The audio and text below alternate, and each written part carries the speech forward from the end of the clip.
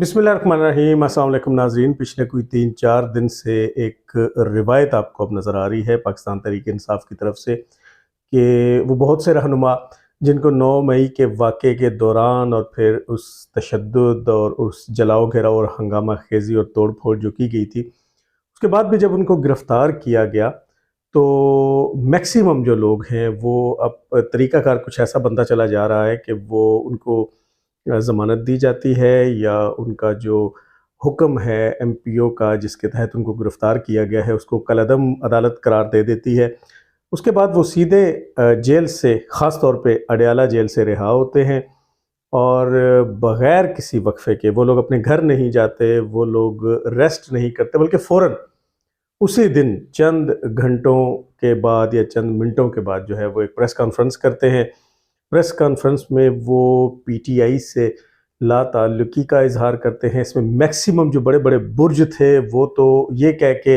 अपनी जान छुड़ा गए कि हम आइंदा सियासत ही नहीं करेंगे। कुछ ने कहा कि हम सियासत से ब्रेक लेंगे, कुछ ने कहा कि हम जो है वो सियासत तो करेंगे लेकिन हमारा तहरीक इंसाफ से कोई ताल्लुक़ नहीं होगा। 9 मई के जो वाक़यात हैं उसको गुज़रे हुए आज तकरीबन 20 दिन या 2 हफ़्ते 3 हफ़्ते तकरीबन होने को हैं। अब इस 3 हफ़्ते के दौरान लोगों का ज़मीर जो है वो नहीं जागा और जब ज़मीर जागने पे आया तो फिर बस जैसे ही इनको जेल की हवा लगी, ऊपर से मई की गर्मी है और वहाँ पे सी या डी क्लास भी है, तो उसके बाद इनको ख़्याल आया कि नहीं, जो पाकिस्तान के इदारे हैं, जो पाकिस्तान के फ़ौजी तनसीबात हैं, जो पाकिस्तान के हसास इदारे हैं, इनके साथ ये जो सलूक किया गया है ये तो वाकई गद्दारी है, ये मुल्क पाकिस्तान के साथ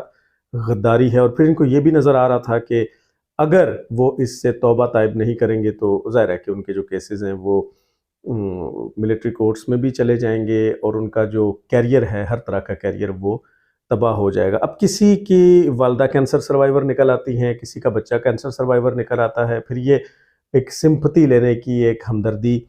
गेन करने की जो है वो कोशिश कर रहे हैं। पीटीआई की वो जो बची कुची ट्रोलिंग ब्रिगेड है वो इसको बड़ा पीछे दुखी किस्म के म्यूज़िक लगा के और अगेन ऊपर कुरानी आयात का इस्तेमाल करके और इससे हमदर्दी हासिल करने की कोशिश कर रही है। कभी वो इमरान ख़ान की तस्वीर लगा के ये कहते हैं कि मेरा तो कोई मसला नहीं, मेरा कोई लेना देना नहीं, असल निशाना जो गवर्नमेंट का है वो तो अवाम है, मैं तो बस दरमियान में खड़ा हूँ, वगैरह वगैरह।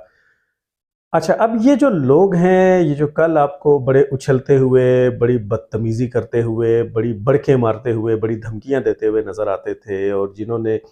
बाकायदा यहाँ पे एक जंगल का कानून खुद बना रखा था, जिन्होंने हर एक चीज़ को यरगमाल बना रखा था, जिनकी परफॉर्मेंस कुछ नहीं थी, ज़बानें बड़ी लंबी थी, बयानिया बहुत था, मैं बग़ैर नाम लिए कहूँगा। आज जब वो जेल से बरामद हो रहे हैं तो आपको नज़र आता है कि उनके चेहरे के ऊपर से वो मेकअप, वो रंगीनियाँ भी गायब हैं, उनके रंग भी उड़े हुए हैं, उनकी आंखों में आंसू भी हैं, उनके होंठ भी कँपकपा रहे हैं और बस 10, 12, 15, 11, 9 दिन की जो जेल है उसने पकड़ के उनकी जैसे बुनियादों को हिला दिया है। वो अपने उस नाम नेहाद नज़रिए से भी पीछे हट गए हैं जिसको वो नया पाकिस्तान कहते थे और वो अपने उस नाम नेहाद नज़रिए से भी पीछे हट गए हैं जिसमें वो फ़ौज को पाकिस्तानी अवाम का दुश्मन गर्दानते थे और जिसकी बुनियाद पे उन्होंने ना सिर्फ ये कि कोर कमांडर हाउस पे हमला किया बल्कि पाकिस्तान के कैंटोनमेंट्स के अंदर घुसने की नापाक जसारत भी की। अब इनका सॉफ्टवेयर तो अपडेट हो गया, अब चूँकि अब इसमें यह भी कहा जा रहा है कि मुख्तलिफ जो किराए के सहाफ़ी हजरात हैं, कुछ एंकर्स भी हैं, कुछ यूट्यूबर्स भी हैं और भी जो लोग हैं उनका भी सॉफ्टवेयर जो है वो अपडेट किया जा रहा है। तो मुल्क में अब इस चीज़ का जो सफाया है उसका बाकायदा तौर पे आगाज़ हो गया है। इन चेहरों की उदासियाँ, इनकी वो रंगीनियों का ख़ात्मा, इनके चेहरे के ऊपर मौजूद परेशानियाँ, इनका रोना धोना अब जो है वो बहुत से लोगों को, बहुत से देखने वालों को, उसके दिल में, देखने वालों के दिल में एक हमदर्दी जागती है कि यार नहीं, देखें बड़ा जुल्म है, बड़ा गैर इंसानी शायद इनके साथ सलूक है। हालांकि वो खुद जितने भी हैं वो ये कह रहे हैं कि नहीं जनाब, हमें ना तो मजबूर किया गया है, ना हम पे कोई दबाव है, बल्कि हम अपनी मर्जी से, हमारा ज़मीर जाग गया है और हमें एहसास हो गया है कि नहीं, फ़ौज के साथ जो है وہ ہم نے بڑی زیادتی کی ہے، ریاست کو ہم نے چیلنج کیا، بلکہ ایک دو نے تو یہاں تک کہہ دیا کہ عمران خان جو ہے وہ کہیں پیچھے ہے اور جو فوج ہے وہ مقدم ہے، وہ آگے ہے۔ اب یہی بات ہے وہ ہم کرتے ہوتے تھے، اور جب ہم کرتے تھے تو یہ جو قوم یوتھ تھی وہ ہمیں گالیاں دیتی تھی اور ہمیں یہ کہتی تھی کہ نہیں یہ لوٹ کے کھا گئے، فلاں ہو گیا، یہ ہو گیا، وہ ہو گیا۔ اور پھر جب انہیں جواب دیا جاتا تھا وہ کہتے تھے کہ نہیں ہماری عام فوجیوں سے لڑائی نہیں ہے، بلکہ ہماری لڑائی تو کرپٹ جرنیلوں کے ساتھ ہے۔ لیکن آپ نے دیکھا کہ 9 مئی کے واقعات کے اندر ان کے نزدیک کسی بھی کرپٹ جرنیل کا نہ تو گھیراؤ کیا گیا، نہ کسی کرپٹ جرنیل کے گھر میں گھسا گیا، نہ کسی ریٹائرڈ جرنیل پہ حملہ کیا گیا، بلکہ وہ فوجی کہ جو سرحد پہ کھڑا ہوتا ہے، وہ جو 40-50 ہزار روپیہ تنخواہ لیتا ہے، اور جو اس کے عوض جب قوم کو ضرورت ہوتی ہے اپنی جان کا کم از کم نذرانہ پیش کرتا ہے، ان کے مجسموں کی بے حرمتی کی گئی اور ان زندہ فوجیوں کی گاڑیوں پہ ڈنڈے برسائے گئے، بلوے کیے گئے، جوتے مارے گئے اور گالیاں دی گئیں۔ تو اب یہ جو ہمدردی کا فیکٹر ہے یہ بڑے دوستوں کے اندر جاگ اٹھا ہے، اور وہ یہ سمجھتے ہیں کہ شاید اب جو پی ٹی آئی ہے فی الحال ہے تو وہ اس کے ساتھ بڑی زیادتی ہو رہی ہے۔ میں آپ کو تھوڑا سا ایک واقعہ آج کے اس ویلاگ میں شیئر کرنا چاہتا ہوں، کیونکہ پاکستان جو ہے وہ سب کا ہے، اور یہ ایک پاکستان ہے، دو پاکستان نہیں ہے۔ آج سے تقریباً کوئی 5 سال پہلے یا 6 سال پہلے اڈیالہ جیل کے اندر میری ملاقات ایک ایسے حوالاتی سے ہوئی تھی۔ حوالاتی سے مراد یہ کہ ابھی اس کا کیس چل رہا تھا، مجھے نہیں معلوم کہ اب اس کی کیا صورتحال ہے، اور اس کو ابھی سزا نہیں ہوئی تھی، وہ قیدی نہیں تھا، سو اسی وجہ سے اس نے قیدیوں کا لباس نہیں پہن رکھا تھا، بلکہ وہ اپنے ذاتی لباس کے اندر موجود تھا۔ بہت ہی خوبصورت نوجوان، سرخ و سفید رنگت والا، جس کی بلی آنکھیں تھیں اور جس کے شانوں تک بال تھے، اور پیشے کے لحاظ سے وہ ایک ڈاکٹر تھا، اور اس کا نام تھا ڈاکٹر راہیل۔ اگر آپ موٹر وے سے لاہور سے اسلام آباد یا اسلام آباد سے لاہور سفر کر رہے ہوں تو سالٹ رینج کے بالکل دامن میں آپ کو للہ انٹرچینج جو ہے وہاں سے آپ کا گزر ہوتا ہے۔ تو للہ کا یہ جو علاقہ ہے یہ کڑوے پانی کا علاقہ ہے، اور اب بھی جب آپ اگر یہاں سے نیچے اتر کے کھیوڑا کی نمک کی کان کی طرف جائیں یا خوشاب کی طرف اگر آپ کا رخ ہو تو آپ کو کئی ایسے مناظر نظر آتے ہیں جس میں بچے یا عورتیں وہ سر پہ ڈول رکھے یا گھڑے رکھے پینے کا پانی آج بھی بھر کے لاتی ہیں۔ ڈاکٹر راہیل کا تعلق اسی علاقے سے تھا، اور ڈاکٹر راہیل نے کنگ ایڈورڈ میڈیکل یونیورسٹی سے MBBS کیا تھا۔ ڈاکٹر راہیل کو اس وقت تقریباً 17 سال ہو چکے تھے۔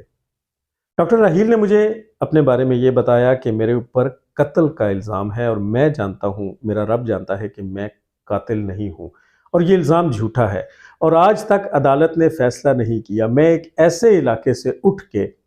کنگ ایڈورڈ میڈیکل یونیورسٹی سے ڈاکٹر بنا کہ جہاں کے لوگ آج بھی پینے کا پانی چشموں سے یا کسی اور کنویں سے بھر کے لاتے ہیں، جہاں آج بھی بنیادی سہولیات نہیں ہیں، تو وہاں سے کسی بندے کا اٹھ کے KEMC کنگ ایڈورڈ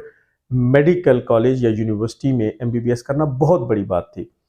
اب 17 سال گزر گئے، مجھ پہ صرف الزام ہے، میں ملزم ہوں، میں مجرم نہیں ہوں۔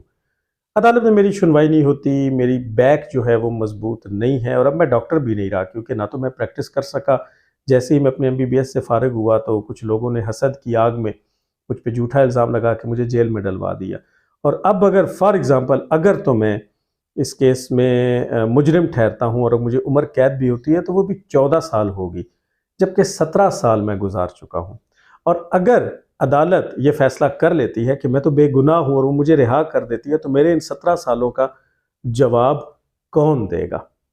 اور اس بات کو اب تقریباً 6-7 سال ہو چکے ہیں، تو اگر وہ اب تک رہا نہیں ہوا تو یہ 23-24 سال سے ایک شخص، ایک MBBS ڈاکٹر، ماں باپ کے خون پسینے کی کمائی، کسی مزدور کا بیٹا جو پڑھ کے ڈاکٹر بنا، وہ آج بھی ہمارے خوبصورت نظام انصاف کی وجہ سے، ہمارے اس نظام عدل کی وجہ سے ابھی تک ملزم ہے، ڈاکٹر ہے، اور اڈیالہ جیل میں ہے۔ بالکل اسی اڈیالہ جیل میں ہے جہاں مئی بھی آتی ہے، جون بھی آتی ہے، پھر جولائی، اگست اور سپٹمبر کی حبس کا موسم بھی آتا ہے۔ اس کے چہرے کے تاثرات میں آپ کو نہیں بتا سکتا۔ آپ نے ابھی ملیکہ بخاری کا چہرہ دیکھا، آپ نے شیریں مزاری کا چہرہ دیکھا، آپ نے فواد چودھری کا چہرہ جو ہے وہ دیکھا ہے، رات کو آپ نے مسرت جمشید چیمہ اور جمشید چیمہ کے اترے ہوئے چہرے دیکھے،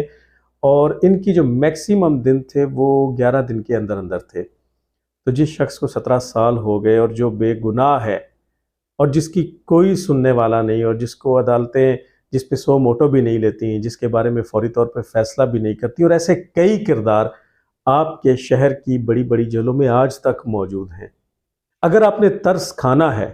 تو پھر ترس مشترکہ طور پہ ان سب کا کھانا ہے۔ اگر آج وہ ڈاکٹر راحیل رہا ہو چکا ہے تو مجھے بتائیں اس کے 17 یا 20 سالوں کا جواب یا 25 سالوں کا جواب کون دے گا؟ کس کے پاس ہوگا؟ کسی کے پاس نہیں ہوگا۔ اور یہ جو لوگ ہیں جو کہتے ہیں کہ کسی کا بچہ بیمار ہے اور کسی کی ماں بیمار ہے، تو یہ تو 11-12 دنوں میں ان لوگوں سے جا ملے ہیں۔ تو وہ لوگ، ڈاکٹر راحیل جیسے وہ لوگ کہ جن کی مائیں دیسی گھی کی چوریاں بنا کے لاتی ہیں اور وہ ان کے بچوں تک جیل کے اندر نہیں پہنچ پاتی، ان کو رستے میں ہی ہڑپ کر لیا جاتا ہے، جو ملاقات کرنے کے لیے ٹھڈے کھاتی ہوئی ویگنوں بسوں میں دھکے کھاتی ہوئی ٹرینوں میں آتی ہوئی ان سے ملنے آتی ہیں اور جالیوں کے اندر سے ان کو ہاتھ ٹچ کرنے کی بھی اجازت نہیں ہوتی، کچھ ان کے دکھی چہروں کے بارے میں بھی سوچنا ہے۔ ہمیں چہرے بدلنے سے کام نہیں چلے گا، ہم چہرے بدلتے آ رہے ہیں۔ یہ جو آج اترے ہوئے چہرے آپ کو نظر آ رہے ہیں، آپ میری بات لکھ لیں